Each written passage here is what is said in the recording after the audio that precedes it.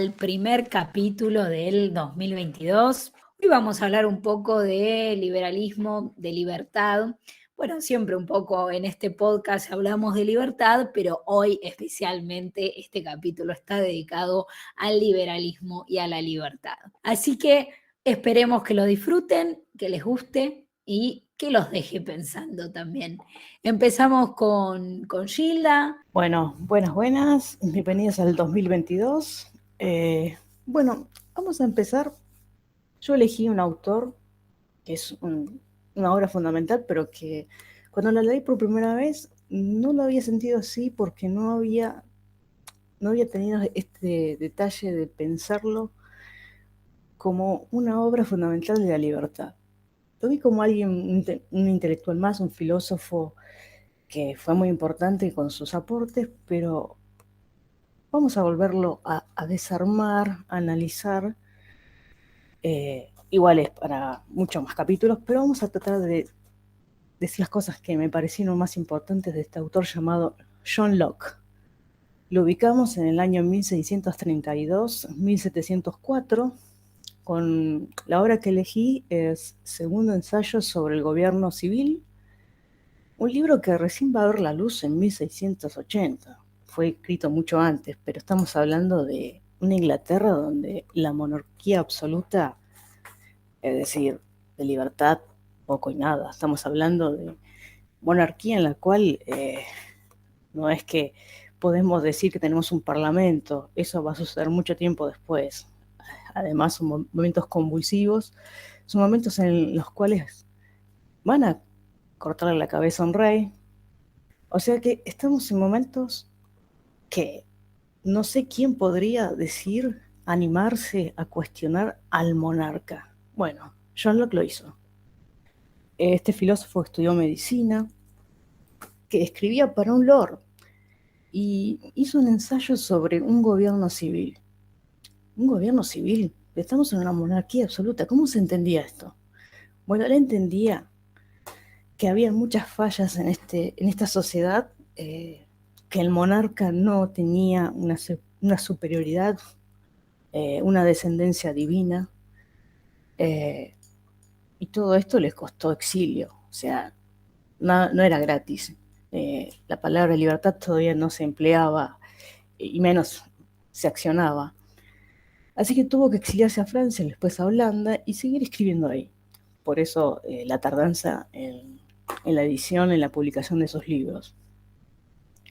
Él hablaba de un estado de naturaleza, pero también decía algo muy importante, que los derechos del individuo eran previos al gobierno civil. O sea, estaba diciendo que podían consensuar gobierno, más allá de esta monarquía, un parlamento. Él hablaba de una división de poderes. Pero lo importante era esto: los derechos del individuo eran previos a cualquier gobierno civil que se podría pactar. Es decir, el individuo tenía derechos naturales. ¿Y qué estamos hablando cuando decimos derechos naturales? La famosa trilogía, que son vida, libertad y propiedad, que son derechos naturales inalienables e innatos. Y cuando hablamos de propiedad, quiero tener en cuenta este tip que es muy actual. El cuerpo es la primera propiedad privada. Los derechos humanos se basan en esto. Atenti, porque hoy en día estamos sacrificando, quemando, anulándola en nombre de algo superior. Locke no lo veía. Por más que Locke tenía una visión teológica, no. Él era empirista y si bien la razón no le daba como una verdad a priori, la tenía muy en cuenta porque era la ley natural, la razón. Pero era importante. Vida, libertad y propiedad. Son derechos naturales inalienables. Decir esto en el siglo XVI, XVII, había que decirlo. Y ya te dejo, Ignacio, quiero dejar acá también en algo muy importante. Cuando él dice que los monarcas no descienden divinamente de Adán, ni de toda esa leyenda de sangre azul, él tampoco está diciendo que no quiere más una monarquía. Ojo, está proponiendo un consenso, porque este estado de naturaleza tiene sus fallas, y eso lo corregiría. De ahí esta visión de después la monarquía parlamentaria. Pero ojo, el monarca no está por encima del individuo, por encima de estos derechos naturales. Eso lo deja bien en claro en este tratado. Te dejo, Ignacio. Bueno, ¿qué tal? Buenas noches. Por respecto a mi parte, me gustaría hablar de dos cosas. Primero, un libro que estuve leyendo, Michael Wackeshott, un investigador británico, filósofo. eh, por algún lado dice, bueno, que fue el reavivador, digamos, del pensamiento conservador, pero que en un libro que hace un análisis del pensamiento político de la edad moderna, tiene unas claves interesantes de cómo surge el Estado moderno, por qué podemos hablar de ciertos atropellos a la libertad del individuo, donde por ejemplo dice que el surgimiento del Estado moderno hace que prevalezcan más los valores de la solidaridad entre las personas que forman ese Estado por sobre los de la libertad. Como bien decía Gilda, como bien explicaba, en pos de un bien común, de un bien que en teoría le conviene a todos, que siempre es decidido por las personas gobernantes, se atropellan libertades de los individuos. Por otro lado, me gustaría ir por el lado de la educación de hoy en día, ver por qué tanto en las secundarias y en las universidades, autores que defienden la libertad, del liberalismo, no, no son tomados en cuenta, no están en los programas, no están en los diseños curriculares, no se ven.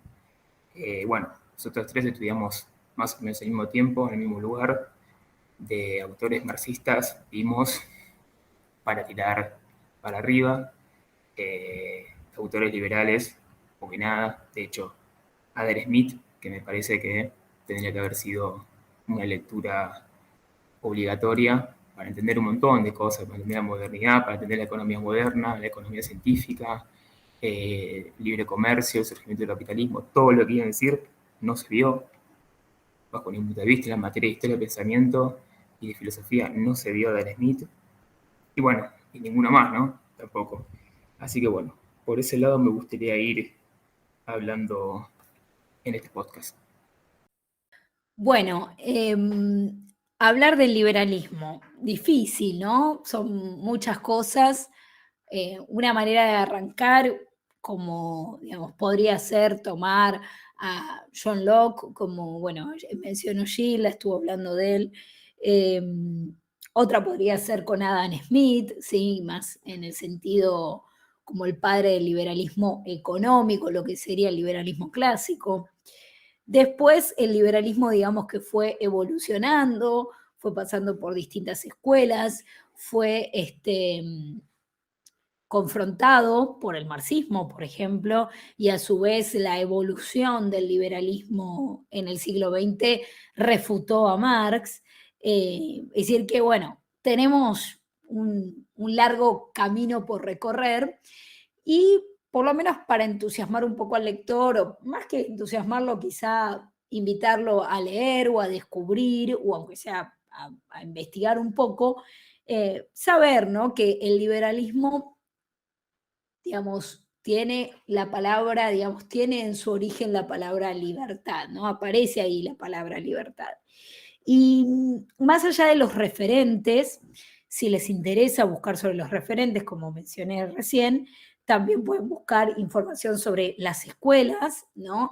Por un lado, el liberalismo clásico, pero también está todo el pensamiento libertario, ¿no? Está el minarquismo, el anarcocapitalismo, hay muchas variantes, la escuela de Chicago, y no son todos lo mismo, justamente tienen diferencias. Eh, También la escuela austríaca, que no la quiero dejar de mencionar, pero a mí, para este podcast, me gustó pensar el liberalismo desde un lugar filosófico. ¿sí? Así que elegí a una autora para pensar el liberalismo. Estoy hablando de Ayn Rand, ¿sí? Tomé el libro de Filosofía, ¿Quién la necesita? Y hay un capítulo particularmente que tomé como, digamos, algunas partes del capítulo de este libro, del capítulo 7 de este libro, que es La fe y la fuerza, el capítulo 7, los destructores del mundo moderno. Este capítulo fue escrito en 1960. ¿Qué hace Ayn Rand? Que si no la conocen, obviamente a los oyentes los invito enfáticamente a averiguar sobre esta autora, sobre esta filósofa, a leer sus libros, especialmente La rebelión de Atlas. Pero bueno, era rusa, Ayn Rand era rusa, y estuvo viviendo en Estados Unidos y reflexionó muchísimo sobre libertad, sobre capitalismo, sobre liberalismo. ¿Y qué hace Ayn Rand en este capítulo particularmente? Bueno, justamente analiza, mejor dicho, el pensamiento moderno. El pensamiento moderno, y ella está hablando de 1960, pero realmente pareciera que estuviera hablando del 2022, porque se parece muchísimo a lo que tenemos vigente en la actualidad. Obviamente es un libro de filosofía, así que habla de las distintas corrientes filosóficas y cómo cuál es la filosofía, digamos, que rige al mundo moderno, cuál es el pensamiento que rige a la cultura en el mundo moderno, ¿no? Obviamente que va a ser un poco largo hablar de esto, así que solamente voy a mencionar algunas cositas y me voy a guardar un poco para después. Ayn Rand habla de que la gente no quiere, por ejemplo, encontrar respuestas en el mundo actual, sino que en realidad lo que quiere es encontrar excusas, poder decir, no pude evitarlo, ¿sí? Dice que así como existió la era de la razón, ¿no? Aquel siglo de las luces, el siglo XVIII, que después vio nacer justamente al liberalismo hacia el final de este siglo vio nacer a este liberalismo, y un poquito antes ya lo tuvimos a John Locke como un antecedente importante para la Ilustración, pero así como existió esa era de la razón, Ayn Rand llama al tiempo que vivimos la era de la culpa, ¿no? Que la gente busca excusas, quiere aferrarse al tema de la culpa, y dice qué es lo que tenemos más vigente en el mundo actual, y ella habla del altruismo, ¿no? Habla de la moral del altruismo y cómo esta civilización está basada en esa moralidad altruista, que en realidad es impracticable, ¿no? Ella nos va a explicar que este altruismo en realidad es inaplicable, pero que la gente se escuda, se protege en el pensamiento justamente altruista. Y es interesante que, a mí me resultó interesante por lo menos, a quién le echa la culpa de esa moralidad altruista, ¿sí?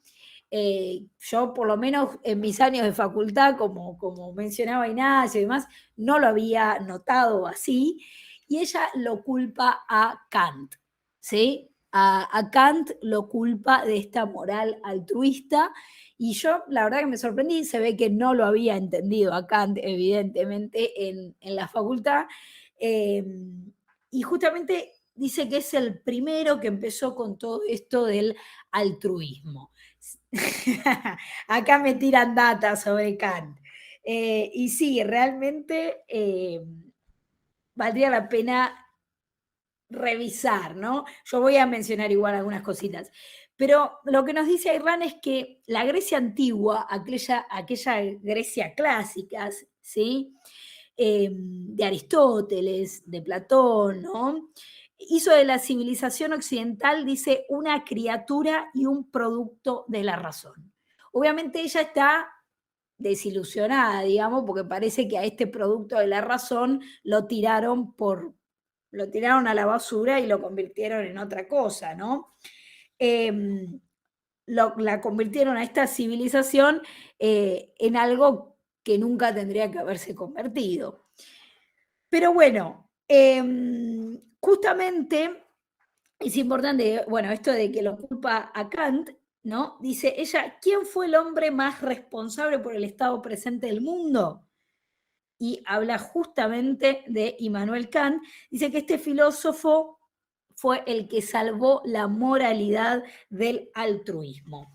¿Por qué dice esto? Que encima dice que Kant fue bien danino, bien danino. ¿Por qué? Porque dice que Kant se creía él mismo como un baluarte de la razón, ¿sí? Hablaba desde la razón. Entonces dice que hizo confundir a la gente y le hizo creer que ser razonable justamente era ser como la moralidad altruista. Pero como esto es muy filosófico y muy largo, lo voy a seguir desarrollando un poquito después, así que le paso la palabra a mi colega Gilda. Bien, sí, no es la primera vez que lo veo a Kant en la cima de la culpa. Hay un autor muy interesante, tiene una forma de explicar muy dinámica, que es Armando Rivas, falleció hace un par de años. Es cubano, pero se exilió de muy joven en Argentina y luego se fue a vivir a Estados Unidos. Analiza muy bien los textos de la libertad, totalitarismo, todo lo que tenga que ver con estas filosofías. Y él también habla de eso, por eso lo aclara mucho cuando también trata el tema de Locke. Habla que Locke a priori no es como que la razón es todo. Eso es lo interesante de Locke, hace un recorrido de lo que en ese momento tenía disponible la filosofía. Y es muy interesante, porque él habla que, vuelvo a repetir, estamos en el siglo en el cual la monarquía absoluta es todo, se decide si es de día o de noche, es decir, si vas a vivir, si te vas a quedar con la cabeza puesta o no. Es algo que es impensable que una persona que no tenía más protección que la de un lord, no era un monarca ni un príncipe de un territorio alemán, hablaba de que la monarquía absoluta no era igual a una sociedad civil, o sea que no se podía pensar en un ensayo sin tener este consenso. Y hablaba de que la libertad sin ley no puede existir. Si bien hablaba de que era un derecho innato, también había necesidad de ley. Es decir, con esa ley proteger de que no fueran violados los derechos individuales, de los que él hablaba. Entonces ahí es cuando nombra la justicia. Parece que está pensado en este siglo, pero se proyecta a varios siglos y lo tenemos hoy más que nada en nuestro país. La justicia estaría protegiendo la libertad hoy en Argentina. Me hago una pregunta todos los días, la misma, me la repito todos los días. ¿La justicia está garantizando la libertad del individuo? ¿Está quedando como prioridad una situación colectiva? Esto que hablaban de la moral, esto que hablaban del altruismo, en nombre de un bien común, ¿está ganándole? Esta pregunta me la hago todos los días y las respuestas no varían mucho. Quizás todavía falta un capítulo, espero que falte. Y bien, también algo muy interesante nombraba este autor Armando Rivas, que habla de que la razón a priori, ¿por qué? Volvemos a lo mismo de echarle la culpa a Kant, etcétera, etcétera. Entonces él hablaba, John Locke, hablaba de la propiedad, cosas que por ahí en esa época era bastante, más allá de la libertad, era otro tema bastante polémico. Con el tema de las conquistas, estamos hablando que él pertenecía a un imperio. No había un derecho de conquista, es decir, quedarte con la propiedad del conquistado. Es como que él justificaba ciertas riquezas que te podías quedar en nombre de esta guerra que había costado X, no la justificaba. Fíjense hasta dónde llega su visión de lo que debería ser la justicia. Hablaba de la propiedad, de que tampoco teníamos que pensar en una riqueza en la cual toda una persona era dueña de propiedades. En ese momento no tenía muy en claro porque la tierra era considerada la única fuente de riqueza. Hablaba de la creación del dinero, y hablaba que ya que estaba esta existencia de monarca y parlamento, era necesario para la representación en el exterior. Después también hablaba de una libertad de culto que la podía elegir el monarca. En ese momento John Locke es protestante, pero con la paz de Westfalia cada monarquía elige la religión. Va a ser un triunfo más que nada protestante. Y algo también interesante, que siempre habla de que el poder tiene que ser un consenso de ciudadanos. Por eso habla de un gobierno civil, consenso. No hablamos de tratado, consenso. Y sin un dogma religioso. Tenía bastante claro para este siglo lo que podemos ver hoy y lo que podemos ver hoy avasallado, que eso es lo que a mí me llama la atención. Si en el siglo XVII él estaba viendo esto y lo estaba armando, proyectando en un trabajo, en un libro, que salió mucho tiempo después encima, o sea, ni siquiera que en 1680 estaba hecho mucho antes. Estamos hablando del padre o uno de los padres de esta idea libertaria, de esta filosofía que hoy la vemos avasallada. Sí, para mí sí. Y lo más triste es que lo descubro tiempo después, porque el análisis que se le dio en la universidad cuando salió este libro fue la de comparación con otros autores como Hobbes, o fue como tratarlo como un intelectual de la época muy importante, pero jamás hablaban de la importancia que era para los derechos naturales en cuanto, sobre todo, la libertad, propiedad menos, ni hablar.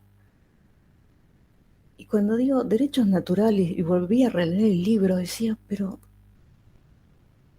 lo retomamos ahora de una manera así como aislada, siendo que esto tiene siglos y siglos de pisotearlo también. En fin, me pareció un libro que lo puedo volver a leer y voy a encontrar más temas actuales y estamos hablando, vuelvo a repetir, en momentos de monarquía absoluta. Quizás lo podemos comparar hoy para quien dice, ¿qué era la monarquía absoluta? Bueno, pensemos en, no sé, en Corea del Norte, una monarquía si la hay, en la cual ni siquiera puedes pestañear sin permiso, porque no estás más para contarlo. Bueno, te dijo Ignacio. Bueno, yo ahora quería hacer una reflexión sobre hoy en día el lenguaje político que se usa hoy en día en Argentina. Recién hace un rato Mariana mencionaba todas las variantes que hay dentro del liberalismo, ¿no? Demostrando que es un movimiento, o mejor dicho, una ideología heterogénea, diversa, rica. Se mencionaba la escuela de Austria, la de Chicago, el minarquismo, los libertarios, un montón de variantes. Como hoy en día en Argentina se confunde todo y se mezcla todo, donde hay un sentido común construido, una corrección política, que bueno, ya creo que les hemos mencionado varias veces en otros podcasts, donde hablamos de adoctrinamiento, perdón, y otras cuestiones, donde pareciera que todo es lo mismo, un discurso que se polariza en dos bandos, y en donde se escuchan incoherencias, como por ejemplo algún, no sé, comentario liberal o algún dirigente liberal que enseguida le dicen facho, ese es un facho. Bueno, en primer lugar, si hacemos un poco de historia muy rápida del fascismo italiano y del nazismo, los primeros partidos que fueron prohibidos y los primeros políticos que fueron perseguidos fueron justamente los liberales, ¿no? Digo, si Mussolini sostenía que todo dentro del Estado, nada dentro del Estado, nada contra el Estado, me parece muy imposible, ¿no?, comparar fascismo con liberalismo. Y otro de los términos que también genera muchísima confusión hoy en día, que es un término muy usado y que me parece que va a ser muy difícil poder desarraigar, poder quitar, que es el término neoliberalismo, que también es un término que engloba todo. Es decir, el gobierno, por ejemplo, de Mauricio Macri, el gran sector de la política argentina, entre otros el gobierno, es un gobierno neoliberal. Si uno analiza concretamente las medidas políticas que tomó, no se puede hablar mucho de liberalismo en el gobierno de Macri, porque aumento del gasto público, aumento de la deuda, aumento de la intervención estatal, se crearon nuevos impuestos, todo lo que es la parte económica de liberal opinada. Así que bueno, hay por lo menos una gran confusión con respecto al término de lo que es liberalismo, a lo que realmente significa. Bueno, me parece que es un proceso muy largo para poder revertir ese pensamiento y ese sentido común que ya se instaló en grandes sectores de la sociedad. Sí, es cierto lo que decís, Ignacio. Realmente lo que encontramos en lo que se respecta al liberalismo es que se sabe muy poco, que se enseña poco en el mundo académico y para colmo se enseña mal, ¿sí? Y ni hablar en las escuelas. Digamos que todo en las facultades, en las escuelas, en los medios masivos de comunicación, en todos lados, salvo en las redes sociales y en YouTube y demás, en todos lados tenemos el liberalismo mal explicado, eh, inventado, digamos, ¿no? O sea, realmente es un desastre eso. Y obviamente es a propósito, hay una intención de que sea así. Por eso, bueno, esperamos con este podcast aportar un granito de arena, ¿no? Para aunque sea un poquitito, ¿no? Llevar un poquitito de claridad de lo que significa el liberalismo en realidad y que para mí, además de una filosofía, ¿no? O además de una doctrina política o un sistema, como quieran llamarlo, es una forma de vida, ¿sí? Para mí el liberalismo realmente es una forma de vivir. Por eso es que se me ocurrió usar a Irán y se me ocurrió ir a la filosofía y pensar más en profundidad de este tema, ¿no?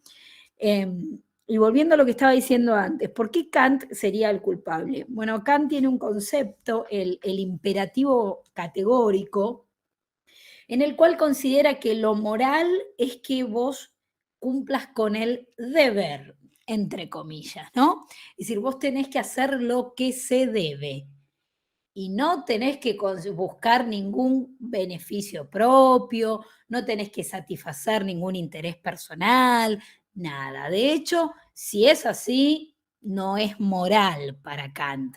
¿Sí? Para Kant la moral tiene que ver con el deber.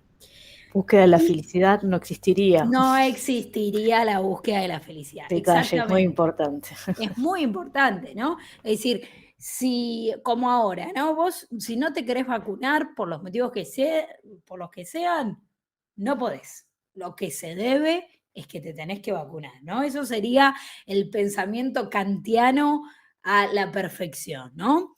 Si el gobierno dice que tenés que tener pases nacitario, iba a decir, mira, no, que tenés que tener pases sanitario, se debe tener pase sanitario, no se puede contradecir. Esto sería esta versión kantiana, ¿no? Y justamente lo que dice Rand es que esto la gente lo practica por lo menos en el pensamiento, en las ideas. Quizá en la práctica no lo termina haciendo, ¿sí? Pero porque en la práctica la gente no suele ser tan amorosa, por decirlo de alguna manera, pero por lo menos desde el pensamiento lo es. ¿Y qué dice? ¿Qué nos dice Rand sobre esto? Dice que esta versión kantiana, ¿no? Del altruismo es la que las personas profesan cuando equiparan el interés personal con el mal.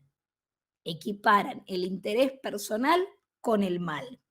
Es la versión kantiana del altruismo la que opera cada vez que la gente teme admitir que busca una ganancia, un motivo o placer personal, cada vez que los hombres temen reconocer que buscan su felicidad, cada vez que los comerciantes se rehúsan a decir que están logrando ganancias, cada vez que las víctimas de una dictadura en ascenso temen hacer valer sus derechos egoístas, entre comillas, ¿sí? Es decir, la gente no se hace cargo si quiere buscar algo por algún objetivo, si tiene un interés personal, si quiere ser feliz, no. Está la moral kantiana ahí metida, la tenemos adentro de una forma que no nos damos cuenta. Y obviamente lo que hace Ram es comparar esto con cómo esto afecta al mundo moderno y cómo esto es incompatible con el liberalismo, justamente. ¿Sí? Cómo pensar así es estar justamente en la vereda de enfrente. Bueno, habla obviamente de los avances que la humanidad vivió a partir de la Revolución Industrial, a partir justamente del surgimiento también de lo que llamamos capitalismo. Y dice que estas cosas, obviamente que todo lo que se logró a partir de la Revolución Industrial, cómo avanzó la humanidad y todo, nadie lo valoró, ¿no? Dice, nadie valoró los avances, nadie valoró la mejor calidad de vida, cómo fue mejorando la calidad de vida. Nadie. Justamente dice, ¿por qué no lo valoraron? ¿Por qué no lo valoran ahora tampoco? Y justamente porque lo que impera es esta moral kantiana del altruismo. Justamente cuando habla de las ventajas, ¿no?, que trajo el capitalismo a partir de la Revolución Industrial, ¿no?, porque dice, el siglo XIX fue expresión y producto justamente de, ella habla de la combinación de la era de la razón con el Renacimiento, o sea, de la Ilustración con el Renacimiento, y que dio, digamos, como resultado este sistema económico y político nuevo, que trajo libertad política, libre comercio y habla del capitalismo, ¿no? Y dice, bueno, ella defiende el capitalismo que dice laissez-faire, ¿no? Es decir, que esto de dejar hacer, dejar pasar, un concepto que ya había tomado Adam Smith.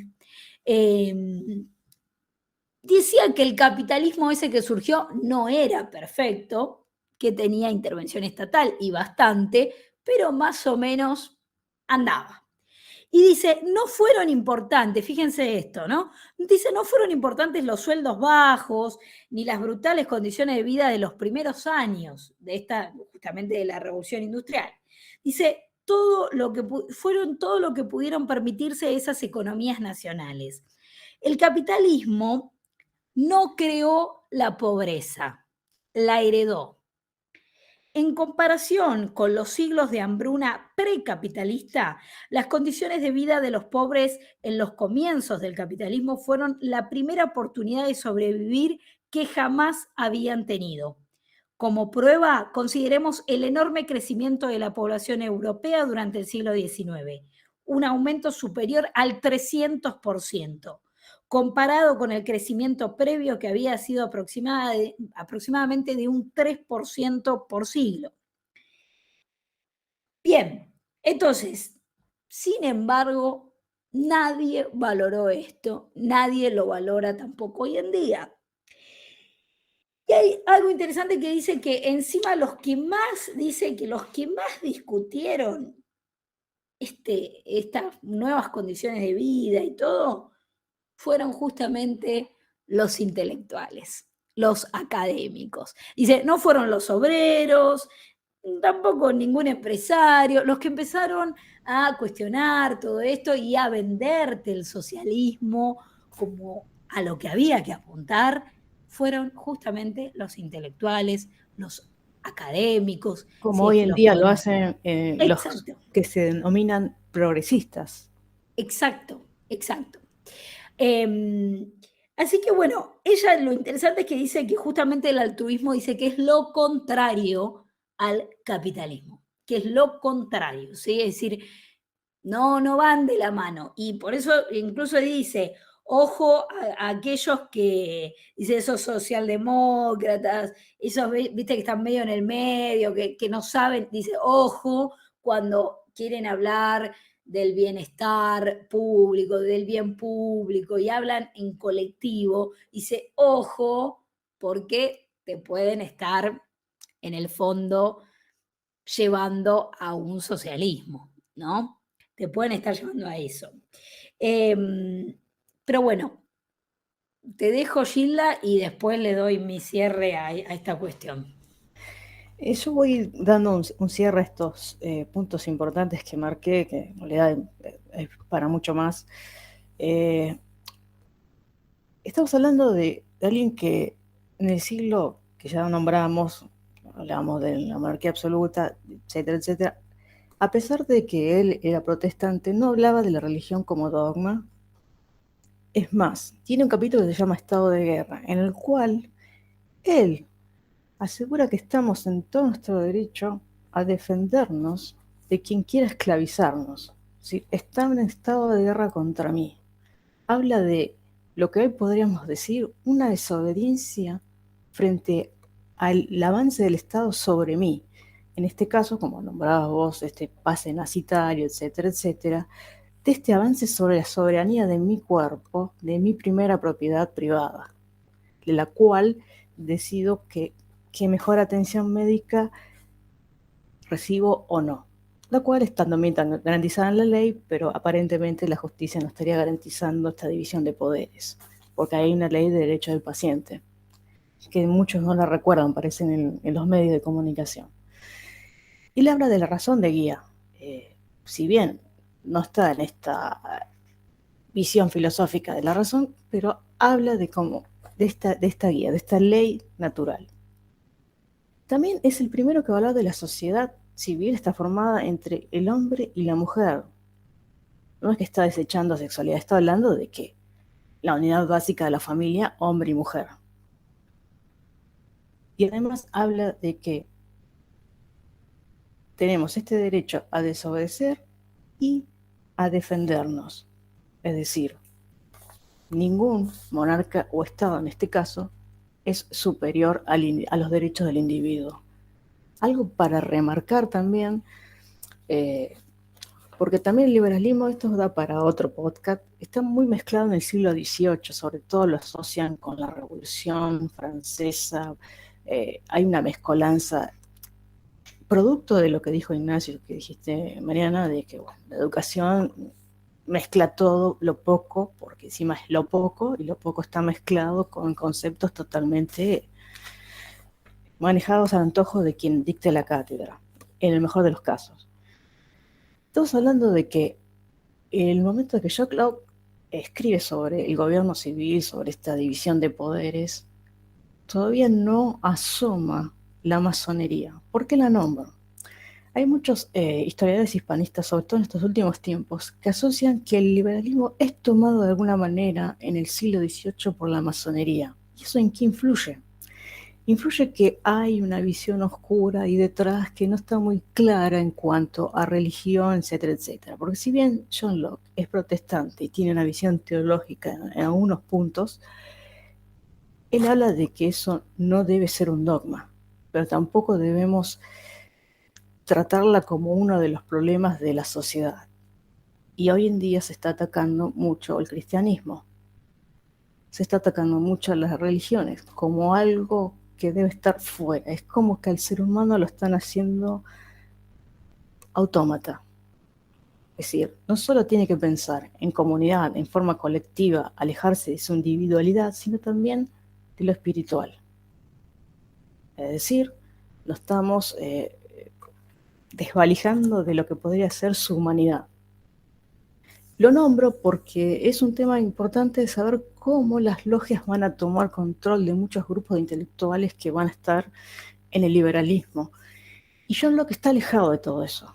Por eso es interesante tomarlo como un trabajo, como una punta del ovillo, como el punto de partida cuando hablamos libertad. Es una obra muy, muy fundamental para mí. Y bien, después quisiera cerrar con un poquito de educación, pero quisiera cerrar esta parte de John Locke en esto. Es el aporte más importante en momentos en los cuales libertad tiene una palabra que prácticamente no se usaba para la sociedad civil, y son piedras fundamentales para derechos que hoy hay que volver a defenderlos como en el siglo XVII, aparentemente. Ignacio.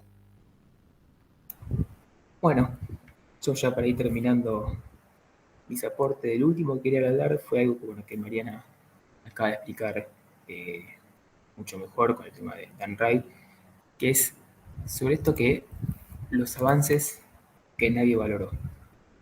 Si hablamos, ¿no?, del capitalismo, que bueno, que podemos decir, ¿no?, como que la parte, el brazo económico del liberalismo, siempre las críticas son un montón, ¿no? Pero precisamente por dos motivos, ¿no? Uno, el tema de las condiciones laborales, la pobreza, y por el otro lado, que hoy día está muy en boga y seguramente en los próximos meses, en los próximos años va a ser cada vez más presente, el tema de la ecología, los desastres ecológicos, que ya, bueno, ¿no?, ya se viene fermentando en el tema del cambio climático, los de ozono, Greta y compañía. Eh, por un lado, el tema de las relaciones laborales, las condiciones laborales, ¿no?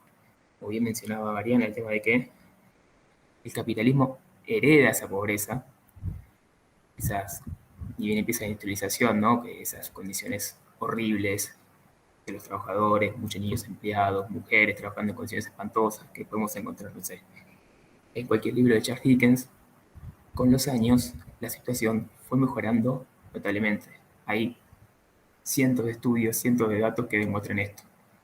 Y que a medida que otras regiones también muy pobres, como Asia, como África, como en su momento o en una época Sudamérica, se fueron industrializando, fueron comerciando, fueron creciendo y fueron dejando atrás la pobreza y las condiciones inhumanas y las explotaciones y trabajar 14 horas por día por una moneda. Ahora, se habla mucho de eso, de las injusticias, cuando empieza la industrialización, de las condiciones laborales, pero poco se habla de eso en las economías planificadas cuando hay explotación. Digo, y podemos encontrar cientos de casos. En China, los chicos de 10 años trabajan. Se me ocurre también ahora el caso de los médicos cubanos, que bueno, que se salen, que muchos intentan escaparse cuando se van y los tienen trabajando en condiciones casi esclavas, Corea del Norte, etc. Digo, porque se hace tanto hincapié en situaciones laborales o de explotación que fueron mejorando con el paso de los tiempos, como bien explicaba Mariana hace un rato, y no en otros lugares donde la economía fue dirigida directamente por el Estado. Con el tema de los desastres ecológicos y de la naturaleza y del medio ambiente, a medida que van pasando los años, que se iban comerciando, todas las industrias, todos los productos, toda la relación con el medio ambiente fue mejorando. Cada día más los productos son más eficientes, consumen menos, contaminan menos. ¿Sí? Lo podemos ver, el que tiene un par de años se fija cómo fueron cambiando los electrodomésticos de hace 30, 40, 20 años hoy en día. Cada vez son más eficientes, consumen menos, tienen menos gasto de energía, tienen materiales reciclables, un montón. Todo eso se hizo a partir del comercio en el capitalismo. Venta, compra, traspasos de tecnologías, comercio, negociaciones, y fue avanzando esa tecnología para tener cada vez menos impacto en el medio ambiente. Y sin embargo, y volviendo al tema de las economías planificadas, se omiten casos gravísimos de destrucción en el medio ambiente que tuvieron esos países. Y pongo el ejemplo más claro, que fue la Unión Soviética, mencionando dos ejemplos muy concretos. Uno, el Mar de Aral, que era un lago interior de la Unión Soviética, que fue secado, que fue destruido, y no fue el único caso. Y el otro, el más conocido, el más rutilante, que es el de Chernóbil. Que dicho sea de paso, esto no es un comentario anti-energía nuclear, por el contrario. Pero bueno, el caso de Chernóbil existió. Una zona que quedó de Europa del Este inhabitada por siglos y siglos y siglos. Y sin embargo, seguimos hablando de sigue el eslogan del capitalismo destruye el ambiente y tenés que bancar el posteo de una Mac o de un iPhone. Destruyamos el capitalismo antes que destruya el ambiente. Y se omiten todos esos casos de otros lados. Así que bueno, nada, por mi parte quería cerrar con eso. Bueno, interesante. Por un lado, la parte de la desobediencia de la que hablaba Gilda, para pensar, no todo lo que es ley, no todo lo que es una norma, mucho menos si viene del gobierno, hay que obedecerlo, hay que pensar, hay que animarse a desobedecer justamente. cuando se ponen en riesgo nuestros derechos naturales más básicos, por decirlo de alguna manera. Respecto a lo que mencionaba Ignacio recién, bueno, de lo que estuvo hablando que tenía que ver con esto de cómo cambió la humanidad, vale la pena, ¿no? Pensar, bueno, este es un podcast de historia, así que realmente vale la pena pensar cómo vivía la humanidad, cómo vivió la humanidad durante toda la historia, desde que la aparición de los primeros humanos que vivía justamente en extrema pobreza y cómo eso empezó a revertirse a partir de la aparición de ideas que tienen que ver justamente con la libertad política, la libertad económica, con la industria, cómo la industrialización fue posible también gracias a esas ideas, gracias a que hubo gente capaz de animarse a pensar, a crear, ¿sí? Que pudo, que quiso hacerlo. También porque hubo ahorro, porque hubo capital disponible justamente para invertir, para crear cosas. No, no todo es consumir, no todo es gastar, como muchas veces nos venden los gobiernos actuales y, bueno, en fin, para tenerlo en cuenta. Y justamente la población mundial hasta el capitalismo, hasta la industrialización, era más del 90% la que vivía en la extrema pobreza. Y esto se fue revirtiendo hasta que en la actualidad tenemos menos del 10% de la población mundial viviendo en extrema pobreza. Es decir, que se dio la vuelta completa en más o menos 200 años. Eso fue posible, como dice Irán, gracias a ese sistema que permitió la libertad política, que permitió el libre mercado. Así que vale la pena pensarlo. Y respecto a la defensa moral que hace Irán del capitalismo, dice justamente que cada ser humano tiene el derecho a existir para su propio beneficio. No tiene que sacrificarse a sí mismo para otros, pero tampoco tiene que sacrificar a otros para sí mismo. Justamente cuando uno entra a conocer la filosofía de Irán, ella habla del principio del comerciante, ¿no? Esto de, digamos, de la cooperación, de cómo uno se va beneficiando cuando uno, digamos, da lo mejor de sí mismo y el otro da lo mejor de sí mismo y cómo así es posible avanzar, digamos, en sociedad. Y entonces justamente dice que cada ser humano es un fin en sí mismo y que no es un medio para los fines de otros. No es un animal destinado al sacrificio que tiene que satisfacer las necesidades de alguien. Obviamente que la filosofía de Irán es muy compleja y es para justamente, bueno, profundizar muchísimo más, pero me parecía interesante traer, aunque sea un poquito de esta filosofía, un poquito de estas ideas y un poquito también con quién discute y por qué, para invitar también a los oyentes a que puedan profundizar sobre todos estos temas. Así que le paso la palabra a Gilda para que haga su cierre y después nos despedimos. Bueno, parece que ya he estrellado. Cierro con educación siempre. Bueno, con educación crítica, sí, vuelvo hacia mi pasado estudiantil secundario y trato de pensar la primera vez que escuché algo referido al liberalismo, a revolución industrial, capitalismo. Adam Smith debe haber sido un párrafo de 5 renglones. De ahí salté a economía en el último año de la secundaria y simplemente nos dedicábamos a destrozar el modelo que supuestamente se estaba imponiendo en los 90, que era liberalismo. En ese momento suavemente decían neoliberalismo, prácticamente era lo mismo, era libre mercado. Luego aparece todo este concepto, como ya dijimos, del neoliberalismo, pero ¿de qué estamos hablando? ¿De neoliberalismo viejo, liberalismo nuevo?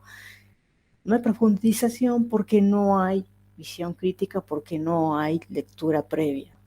Si no tenemos material, no podemos trabajar en pensar. O sea, si no hay lectura de lo que estamos criticando de oído. Bueno, esa fue la visión liberal en la secundaria. Luego en la universidad no varió mucho. De hecho, John Locke lo vimos como uno más de los intelectuales del siglo de la monarquía absoluta. Está en que si queremos, a ver, me pongo en el lado de la persona que no le gusta el liberalismo. Lo voy a tratar de tratar el tema para decir, bueno, esto no es por esto no va por aquello, negarlo prácticamente, no darlo. Puedo decir que me guío por el programa escolar, lo que sea. No darlo es como, bueno, estábamos dando un pie de duda de por qué no se trata el tema, por qué a nadie le interesa hablarlo, quizás porque no haya lectura encima, no lo sé, pero es difícil ignorar la filosofía que atraviesa varios siglos y nombrarlo al pasar, ni siquiera dar un capítulo de Adam Smith. También me sigue llamando la atención hasta el día de hoy. Pasar por la universidad y nombrar a Adam Smith, pero nada más. Siendo que, como dijimos, acá Marx, tengo el libro, capítulos, autores que se basan en ellos, hasta el cansancio. Bien. ¿Dará resultado? Sí, da resultado a algunas personas. Se quedan con una sola visión y se quedan conformes. Aparentemente es por ahí el trato de esto. Otra cosa, Ignacio hablaba de la ecología. Cuando me pongo a repasar qué ideas están surgiendo como de moda, porque esto es Greta con la ecología surge de algo también sin sentido, porque si nos ponemos a analizar el cambio climático, es complicado, da para un podcast entero, pero tenemos que ver cómo aparece eso. Aparece en un contexto de ideas globales, lo mismo que apareció de repente con toda la fuerza lo que fue el aborto, lo que fueron movimientos de diversidad, entre comillas, que más que diversidad eran visiones bastante fascistas. O sea, hay una visión global de imponer ciertas formas de ver la sociedad y de vivirlas. Y no son muy liberales que digamos. Vienen por un lado en donde no hay discusión, donde la verdad no se discute, hay verdad única. Y me pongo a ver quiénes son los acusados, porque siempre uno dice, estas conspiraciones, etcétera, de internet. Bueno, para ver qué me dicen, qué fundamentos tienen. Y aparece detrás de eso un foro económico, el foro de Davos, el Foro Económico Mundial de Davos, ¿sí? En el cual hay un libro que recomiendo, que es La Cuarta Revolución Industrial de Carl Schwatt. Se puede conseguir en PDF, no hace falta invertir. Pues bien, estamos yendo de este capitalismo que sacó de la pobreza a muchas personas, que trajo muchos beneficios a la sociedad, a corporativismo, que no es lo mismo. Y eso no trae los mismos beneficios que un libre mercado, que competencia, que poder emprender. No es lo mismo. Por eso les pido a quienes tienen alguna duda de realmente estamos yendo a un capitalismo en el cual terminamos con la ecología, terminamos con esto, no estaremos yendo a otra cosa. Y que las personas que manejan cierta ideología le echan y aprovechan diciendo que el capitalismo es el culpable de todo esto.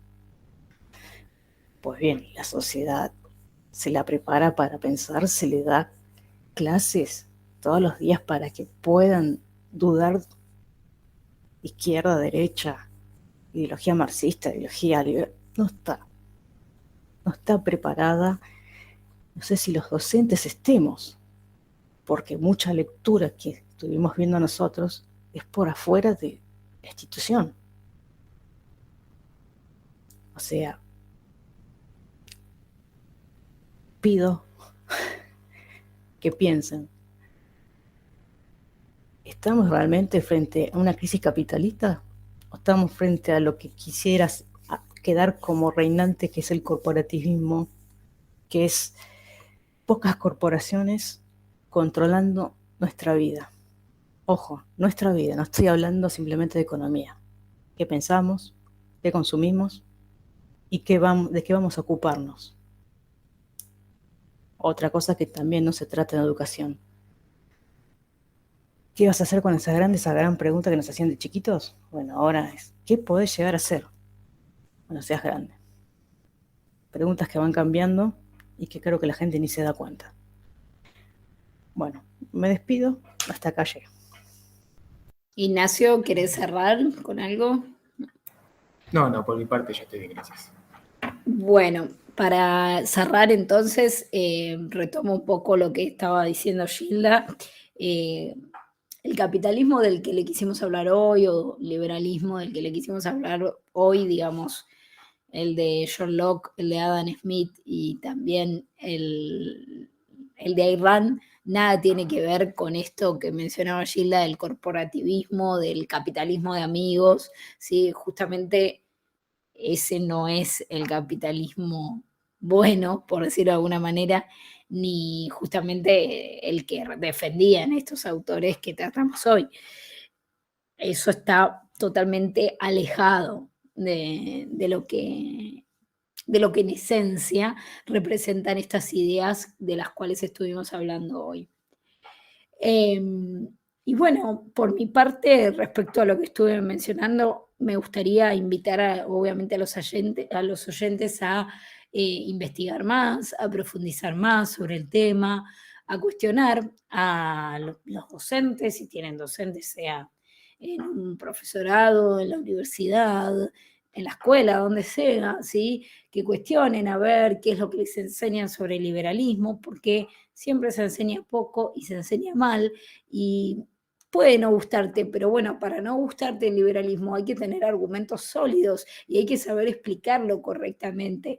No se trata de hablar pavadas, digamos, hablar de lo que supuestamente creo que es, y digo neoliberalismo y mezclo cualquier cosa, ¿no? Peras con manzanas, digamos, no es eso, no es eso. Y bueno, respecto a Marx había tomado justamente a Adam Smith la teoría objetiva del valor, porque, bueno, Marx tomaba que los precios, los valores justamente estaban determinados por los costos, que esa idea la tomó justamente de Adam Smith para después hablar de lo de la plusvalía, ¿no? Y cómo el capitalista, digamos, se apropiaba del, justamente del trabajo y de lo que producía el trabajador inadecuadamente. Bueno, obviamente por eso menciono esto para que busquen, porque justamente la escuela austríaca es la que refutó a Marx con la teoría subjetiva del valor, ¿sí? La teoría subjetiva del valor, que justamente lo que indica es que los valores y los precios de las cosas, pero valor y precio no es lo mismo, pero digamos, lo que determina el valor de algo no es el costo, ¿sí? No es el costo, sino que tiene que ver con la parte subjetiva. No es lo mismo para nosotros quizá, o sea, no valoramos las cosas de la misma manera, ¿sí? Entonces, tiene que ver con una cuestión más subjetiva, algo más psicológico, por eso lo tiro acá para que los oyentes que estén interesados vayan a profundizar. Y de paso tienen argumentos para los conocidos marxistas que les vienen con estas teorías. Y para cerrar la parte de Ayn Rand, de lo que estuve hablando, obviamente otra vez invito a leerla, invito a profundizar en sus ideas, y espero para los oyentes y espero también para mis alumnos, para nuestros alumnos, los míos y los de mis colegas, que vayan más, ojalá, por el lado Ayn Rand de la vida, buscando la felicidad, pensando en su interés, en mejorarse a sí mismos, porque si hacen eso van a mejorar lo que tienen alrededor, ¿sí?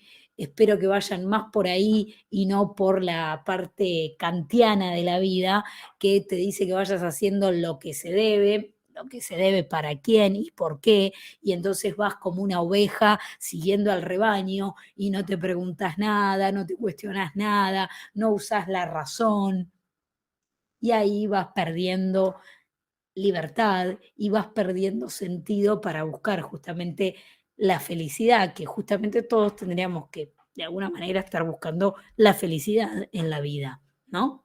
Y no cumplir con el deber, por decirlo de alguna forma, ¿no? Bien, entonces, hasta acá por hoy. Espero que les haya gustado, esperemos que nos sigan escuchando, que nos dejen sus aportes.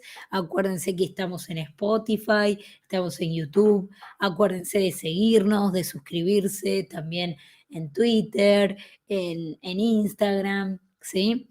Así que les deseamos una buena semana, que anden bien, que hayan empezado bien este 2022 y les mandamos un fuerte abrazo. Acá Ignacio, Gilda y yo, que les habla, Mariana, en esto que fue y será por ahora un café con la historia. Hasta la próxima. Chao.